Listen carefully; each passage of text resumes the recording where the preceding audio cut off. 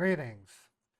My name is Raymond, also known as my stage name, Paul Scambaits, and I want to thank you for the opportunity for the YouTube partner interview. In this short unlisted video, which should remain confidential, I'm going to give you a quick tour of my studio and a little bit on how I do my scam baiting as well as automation, how I enable my chat to have special commands to send little what I call chatbot images and sound effects. It's kind of cool. Um, and then also too, I'll follow up with an outro to kind of summarize everything. So I hope you enjoy this, and I'm looking forward to our next interview. I will send you a link to my next scheduled live stream, and we can go from there. Cheers. And this is my live stream studio. So as we approach the studio, I'll show you pieces of its components. Down here is my main master computer. That's where I run the virtual machine that the scammers remote into. This is my live streaming server. And this server is our infrastructure research server that my investigator uses to spy on scammers through email, Facebook, and things of the sort. I use common screen element controllers called stream decks to help control my stream interface. So if you look up here, that's my streaming computer. If I switch and hit this button here, it now becomes a live view. I then can pull down this green screen, and now I'm magically behind a space background, as you can see here. What I'm going to show you here is how these commands work. So if a person were to type hashtag cheer,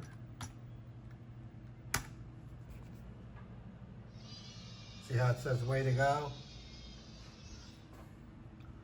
Or they can type hashtag clap, and now it's clapping.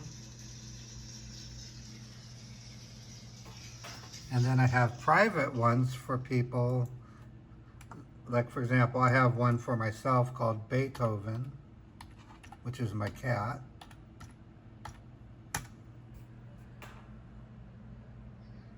There's Beethoven. So it enables my audiences to engage if I give them the ability to run a command.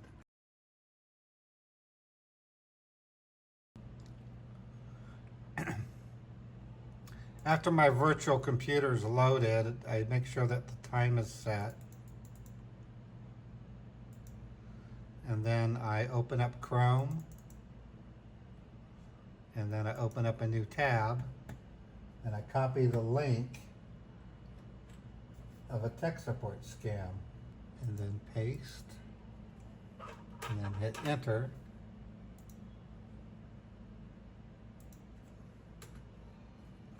And there it is. That's a tech support scam. It actually comes from this here. So I call that phone number, and that's how I scam bait them. Anyways, I have a full setup in my stream. Here's an example. One of the challenges of having multiple chat windows is how can you see all of them at once, you know, and lay them out. So if I go here and pop out these chats, how am I going to read all these chats? Well, I have a special button right here. Watch what happens. If I hit it, the chats line up. See, that's part of the automation that I'm talking about. A major part of scam baiting involves the use of fake banks in order to convince the scammer that I'm a real person. In this case, what you're looking at is a fake version of Chase Bank. I'm going to go ahead and log in. And upon login, the scammer can see that I have quite a bit of money, $389,000 in my savings and $18,000 in my checking. They'll have me go in and look at transactions, and we have what looks to be realistic transactions. This is not the only fake bank that I use, however. I also use one called Cyprus Credit Union, and it's also a fake bank based on an actual real bank. So I'm going to go ahead and log in, typing the code right now.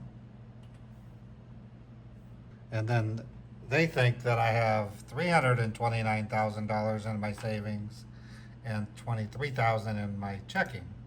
And I can go in and look at those transactions.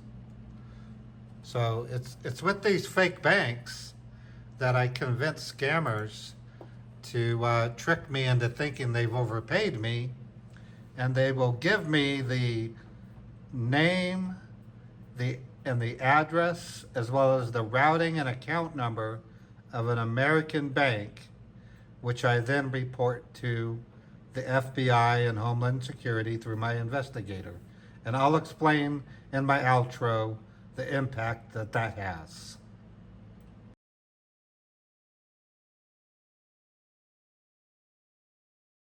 Put the 500 on it, you idiot. What? You I'm trying to little get my brain. I'm trying to get my prize money, bro. Come on. I'm your prize money. If you can't get me, you can't get the prize money. Wait. I see a YouTube channel and it has the same thing, and now let me see the videos. It says, Mary vs. Dumb Indian support scammer. What is that about? You think we are all scammered? I'm not a scammer. Yes, you are. You are a purified scammer, sweetie. User It is account not control. important. Do you Click on want yes. to Click on allow yes. the following Click on yes. program to make Click on changes to yes. this computer? Click on yes. Click on yes. Program name, LogMeIn Click Inc. on Total yes. Assist Remote Support, Verified Publisher, LogMeIn Inc.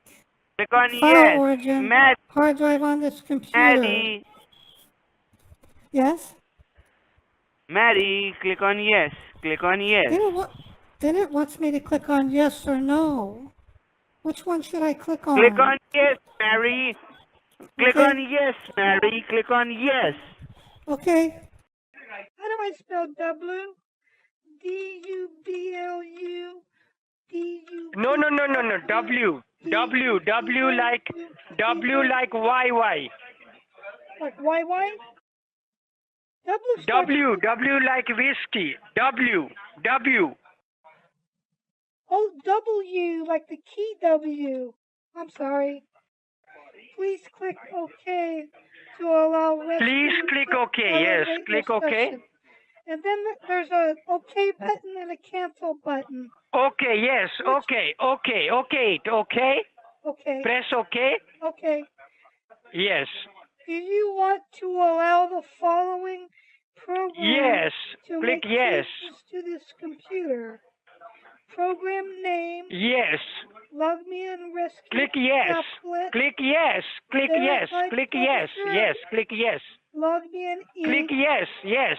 File Yes. origin, Click on yes. hard drive on this computer. Click yes. And Click then yes. has a Click button yes. for Click yes. yes or no. Which one should I click? Yes. Click on yes. Click yes. Okay. Yeah. Okay. So there you have it. What I do as a scam baiter in a nutshell. I trick the scammers into giving me banking information, which I can report to the FBI. The reason why that's so important, when we report such banks, the FBI will then contact the owner of the bank and then bring charges against them. They suspend the bank and then run an audit on all the transactions that have taken place over a given period of time. And then in the course of about a year, any transactions that look suspicious that have already gone to that bank or future transactions, because believe it or not, after I report the banks, scammers still try to have money wired to them. The FBI will contact the owners of those wire transfers, and if they can determine it was a scam, those victims get their money back. And that's how we arrived at the millions of dollars that we get returned to victims every year. It does other things too. The owners of the banks have family members, and those family members contact whatever platforms that the bank owner went to lend themselves out as a money launderer. And they tell that platform, don't do this. It's too dangerous. And so by reporting these banks, we're making it very, very hard for scammers to launder their money. In the future, I'm going to be doing the same thing with Bitcoin. And then also, I have already done many fake bank withdrawals and fake cash shipments and reported the addresses of the recipients to those as well. So in a weird way, I'm more or less reporting Americans that are helping these scammers, but I'm also making it very difficult for the scammers to get the money that they are trying to steal, while at the same time providing education to the public on how these scams work and the tricks that I employ to foil the scam. There's much, much more to what I do, but that's most of it in a nutshell. I hope you enjoyed this short presentation, and I look forward to our next interview. Have a wonderful evening.